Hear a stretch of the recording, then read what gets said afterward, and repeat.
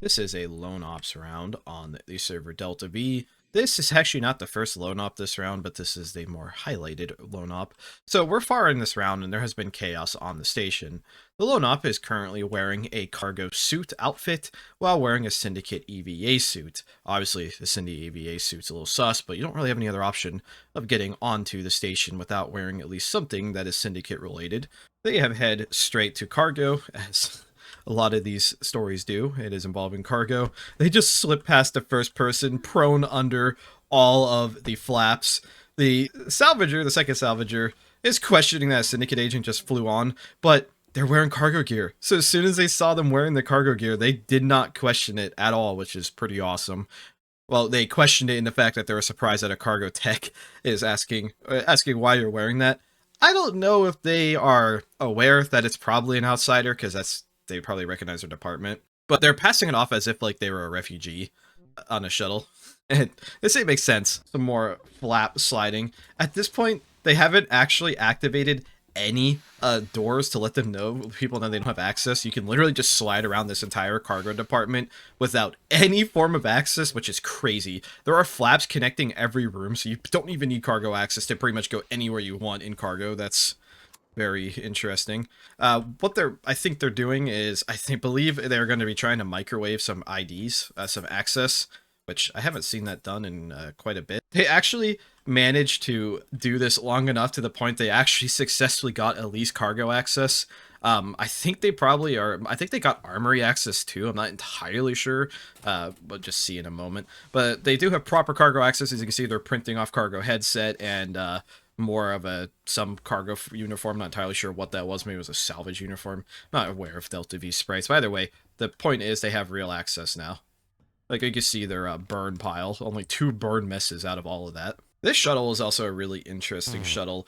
It has a cargo request computer on it, and they tried to order something and it failed. Maybe they were checking, like maybe there's like departmental ordering on DeltaV. I don't know why their order would have failed. Maybe money related.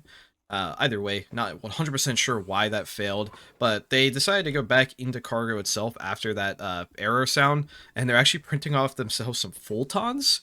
They set up their Fulton beacon in this random room here in cargo, and that is absolutely not weird looking at all for a Fulton beacon to be inside of cargo. So, I mean, whatever they're going to end up Fultoning back, which I know what they Fulton back, we'll have no issue with this. They actually get in the cargo shuttle and elect to FTL a short distance away. They FTL'd straight to the ATS to save some time, and this ship already has a cargo request computer. Remember that video I made not very long ago saying all cool plans either will start at the ATS or involve cargo? Well, I guess this is no different. They moved the cargo order request computer straight onto the ATS, and now the money is going to be the only limit to their creativity. They have now authentication disrupted the request computer. I don't know if DeltaV split the EMAG or not. I didn't see it, and they can order whatever they want. As you can immediately hear them start purchasing things from their actual telecrystal shop, they are purchasing a ton of genetic reinforcements, and they are now commencing monkey ops. Time passes. They get a whole lot of Syndicate monkeys. With all of that gear, they purchased a bunch of rifle crates. The station actually FTLs the shuttle back, but it's already way too late. They are now armed with, oh my god, the sound effects gives a war cry.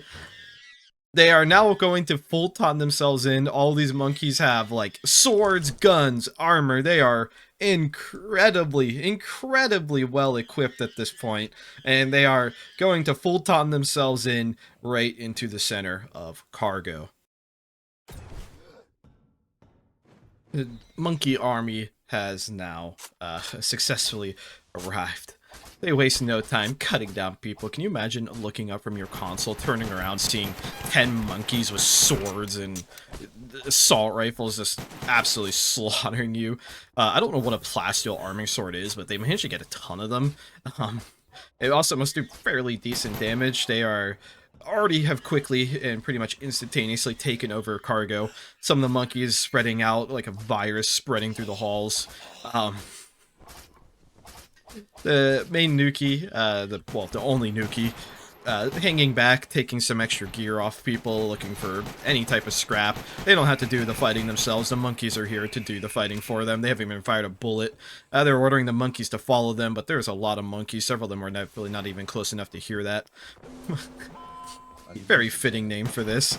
The CMO actually shows up very quickly, gunned down by the monkeys. There's also even the captain who is right next to them. There's a little bit of a cutoff with the monkeys and the main Nukie force themselves.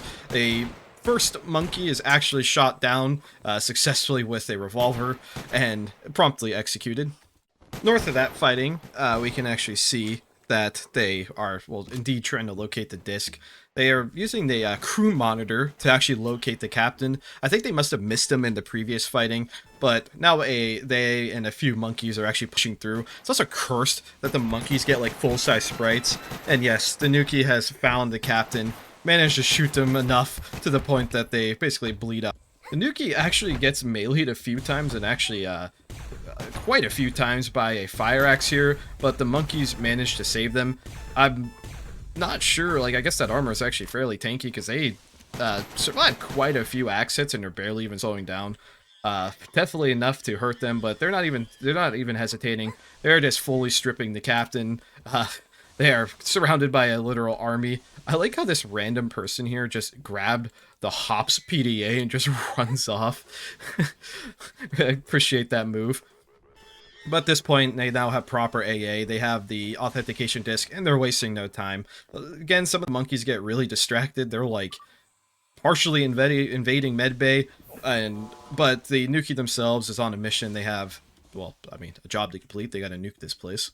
They have made their way to the bridge, and they actually made a common announcement to all the other monkeys saying to bridge my brethren. If we take a quick look over here, we can see that the monkeys have actually taken, and kobolds, have actually taken over quite a bit of the main bridge. Again, these full-size bodies are indeed part of the monkey ops. We can see more action happening in medbay.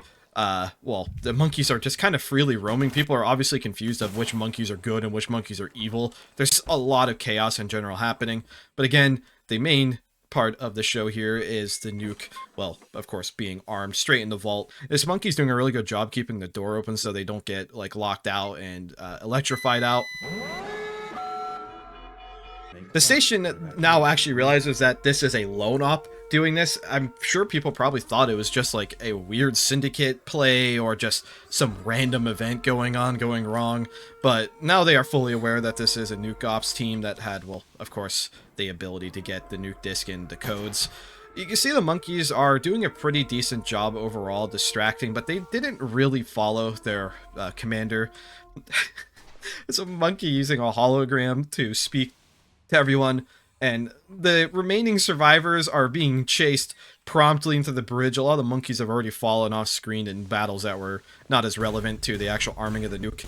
Lasers being evolved, shooting through the all-glass bridge. But you can see that they're very quickly getting cornered. Their forces spread out and cut thin. If they really just stuck together and followed the orders like they were told, they would have had a solid, like, 9-man team. But right now there's actually only 3, maybe 4.